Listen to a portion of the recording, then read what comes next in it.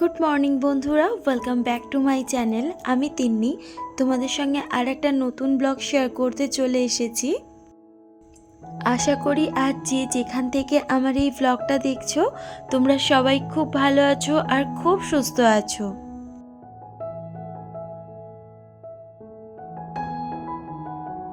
আজ শনিবার, ঘড়িতে বাজে সকাল 8টা।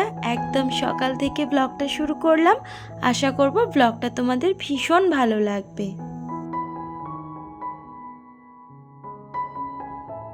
আজ প্রচণ্ড গরম পড়েছে, এত গরম যে রান্নাঘরে থাকাই যাচ্ছে না। তোমাদের দাদার জন্য একটু ভাত বসিয়ে দিয়েছি আর আমার জন্য একটু সুজি করে নিচ্ছি। আজ আমার একটু বেরোনো আছে, সেই জন্য চটপট যে রান্নাগুলো হয় সেগুলোই করে নিচ্ছি।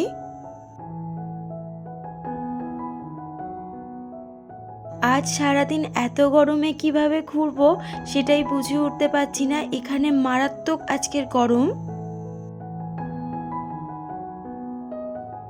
সমস্ত কাজকর্ম সেরে স্নান করে রেডি হয়ে নিয়েছি।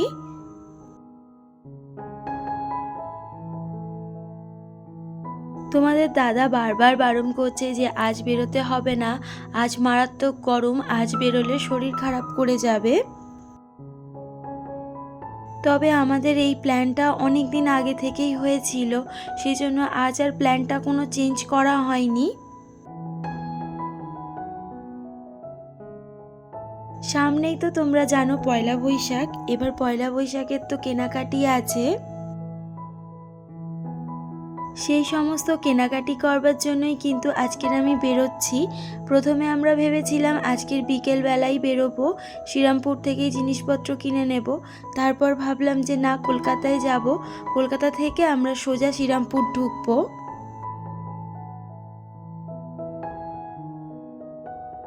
বাইরে এত রোদের তাপ যে টোটো করে যাওয়ার সাহস হলো না। তোমাদের দাদাকে বলেছি যে একটু স্টেশনে ছেড়ে দিয়ে আসতে, আর দিদি স্টেশনে চলে আসবে দিদির বাড়ি থেকে, আর এখান থেকে মাম্পু আর আমি দুজনে চলে যাব স্টেশনে।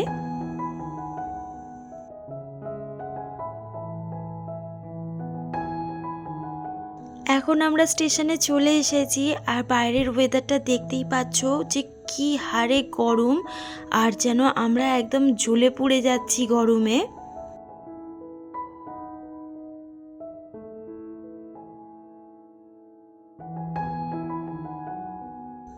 আর এখন আমরা ট্রেন ধরে নিয়েছি আর দেখতেই পাচ্ছ চোখ মুখের কি অবস্থা, এইটুকুর মধ্যেই একদম কালি কালি হয়ে গেছি।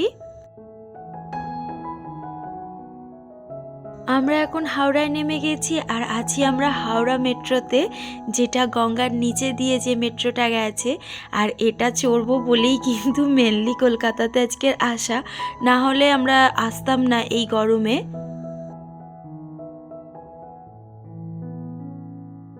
আমাদের কলকাতায় যে কটা মেট্রো স্টেশন আছে তার মধ্যে যদি সবচেয়ে সুন্দর মেট্রো স্টেশন হয় সেটা হাওড়া মেট্রো স্টেশন।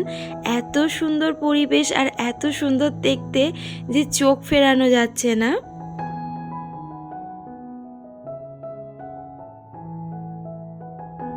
আমাদের এখন টিকিট কাটা হয়ে গেছে আর আমরা প্ল্যাটফর্মে দাঁড়িয়ে আছি। প্ল্যাটফর্মটা এত সুন্দর, মনে হচ্ছে বাইরের কোনো দেশের প্ল্যাটফর্ম।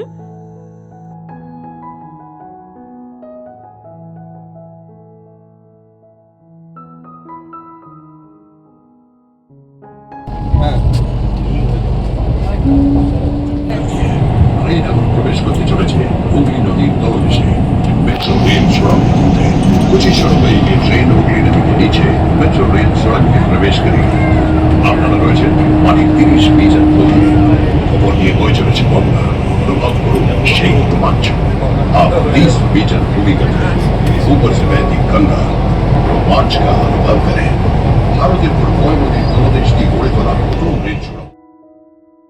এখন আমরা রয়েছি ধর্মতলাতে আর আজ মারাত্মক গরম, কিচ্ছু কিনতে ইচ্ছা করছে না, মনে হচ্ছে সোজা বাড়ি চলে যাই। কিন্তু যখন এসেই পড়েছি তখন তো কিছু না কিছু কিনতেই হবে।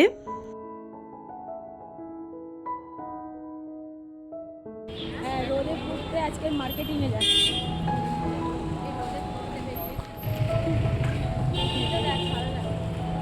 বলে ভালো লাগছে তো। এসপ্ল্যানেডে প্রায় অনেক বছর বাদে এলাম, আর এসেই আমার পুরাতন স্মৃতি মনে পড়ে যাচ্ছে। যখন আমি কলেজে পড়তাম তখন প্রায় সময় এসপ্ল্যানেডে আসতাম, এসপ্ল্যানেড থেকে কেনাকাটি সবই করতাম। ধর্মতলার সব জিনিসপত্র দেখে পুরাতন কথা এত মনে পড়ে যাচ্ছে, একদিকে যেমন আনন্দও লাগছে আবার একদিকে খারাপও লাগছে যে কিভাবে ওই সুন্দর দিনগুলো হুসহুস করে কেটে গেছে।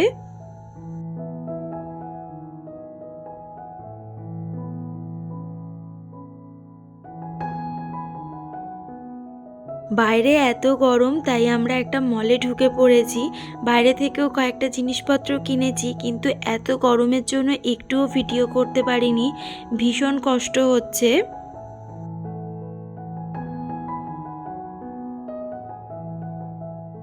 মল থেকে বেরিয়েই দেখছি এখানে পুদিনা পাতার শরবত বিক্রি হচ্ছে, গরমকালে এটাই বেস্ট, তো সেই জন্য এটা আমরা খেয়ে নেব এখন।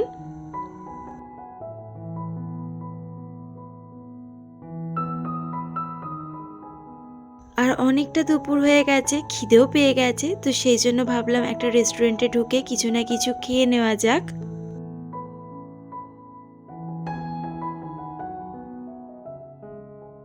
আজ আমাদের বেরোনোটাই বেকার হয়ে গেছে, কিছুই আমরা সেরমভাবে কিনতে পারিনি। আমরা সোজা বাড়ির দিকেই চলে যাচ্ছি, এখানে মারাত্মক গরম, কিচ্ছু কেনাকাটি করা যায়নি। তবে এক্ষুনি বাড়ি যাব না, আমরা সোজা শ্রীরামপুর গিয়ে নামবো, শ্রীরামপুর থেকে কেনাকাটি করে তবেই কিন্তু বাড়ি যাব। এখন শ্রীরামপুর নেমে গেছি। আমরা প্রথমে ভেবেছিলাম বাড়ি চলে যাব, কিন্তু আবার আসাটা একটু অসুবিধা, আবার কবে আসবো বা কবে বেরোতে পারবো সেটা একটা প্রবলেম। সেই জন্য ভাবলাম যেদিনকে বেরিয়েছি সেদিনই সমস্ত কাজগুলো সেরে নিই। এখন আমি কুর্তি কিনতে চলে এসেছি, আর আমি এই দোকান থেকেই সবসময় কুর্তিগুলো নিই। আর এখানকার কুর্তিগুলো ভীষণ সুন্দর আর ভীষণই স্টাইলিশড।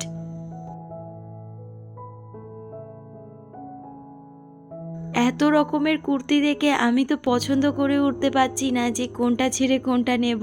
আমার সব কটা কুর্তি খুব পছন্দ হয়েছে। এখান থেকে আমি আমার জন্য দুটো কুর্তি প্যান্ট নিয়েছি, আমার বোনুর জন্য একটা কুর্তি একটা প্যান্ট নিয়েছি। মাম্পু দিদি সবাই এখান থেকে অনেক কিছুই কেনাকাটি করলাম।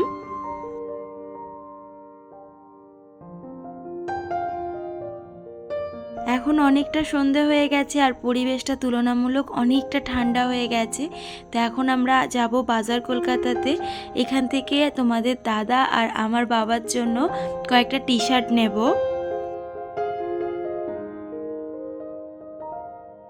পয়লা বৈশাখের কালেকশন বেশ সুন্দর সুন্দর রয়েছে, তবে শার্টগুলো আমার খুব একটা পছন্দ হয়নি।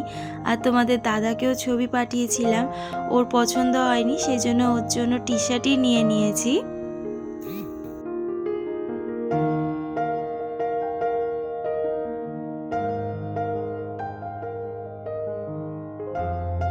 আর বাজার কলকাতা থেকে সেরকম কিছু কেনার নেই, কেন বাইরে থেকে আর এসপ্ল্যানেড থেকে অনেক কিছুই কেনাকাটি করে নিয়েছি। এবার সোজা বাড়ি চলে যাব।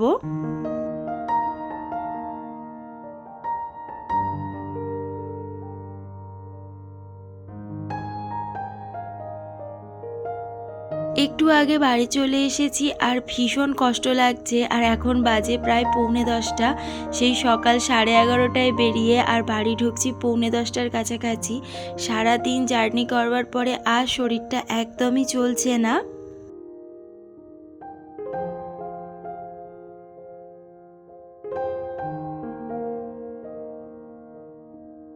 শরীর না চললে কি হবে, পেট তো সেই কথা শুনবে না, রান্না তো করতেই হবে। এত জার্নি করে এসে রান্না করতে সত্যিই ভীষণ বিরক্ত লাগে। তবে আমি রান্না না করলে আবার খাবারটাও খাওয়া যাবে না, আর বাইরে থেকে কিছু খাবার এনে খাওয়া মানে শরীরটাই খারাপ করবে। সেই কারণে বেশি কিছু রান্না করছি না, একটু সোয়াবিন আলুর তরকারি করছি, ডিম ভাজি আর একটু ভাত করে নিচ্ছি। আমার ব্লগগুলো যদি তোমাদের ভালো লাগে একটা লাইক করো। তোমাদের একটা লাইক আমার পরবর্তী ব্লগ বানাতে অনেক বেশি মোটিভেট করে। আজ এত পচা গরম পড়েছে যে একটুও ভালো লাগছে না, শরীর যেন আর চলছেই না। এবার মনে হচ্ছে না খেয়েই ঘরে গিয়ে ঘুমিয়ে পড়ি।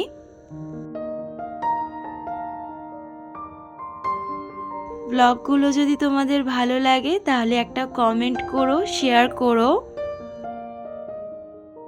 আর চ্যানেলে যারা নতুন তাদের সবাইকে বলবো চ্যানেলটা সাবস্ক্রাইব করে চ্যানেলের পাশে থাকবার জন্য। সারাদিন জার্নির পর রাতে এসে রান্না করতে ভীষণ বিরক্ত লাগে, কিন্তু কিছু করার নেই। এটাই হচ্ছে মেয়েদের বিয়ের পরের জীবন। সে তুমি যেখানেই যাও না কেন সংসারের সমস্ত কাজ গুছিয়ে বা করে তবেই সেখানে যাওয়া। বিয়ের আগের জীবনটা একরকম আর বিয়ের পরের জীবনটা সম্পূর্ণ আলাদা। বিয়ের পর এরকম যদি মার্কেটিং করতে যেতাম, বাড়িতে এসে মা সমস্ত কিছু রেডি করে রাখতো, এসে খেতাম আর ঘুমিয়ে পড়তাম। আজ ব্লগটা এখানেই শেষ করছি। কাল আর একটা নতুন ব্লগ নিয়ে হাজির হয়ে যাব। তোমরা সবাই খুব ভালো থেকো, খুব সুস্থ থেকো। সবাইকে গুড নাইট, সবাইকে টাটা।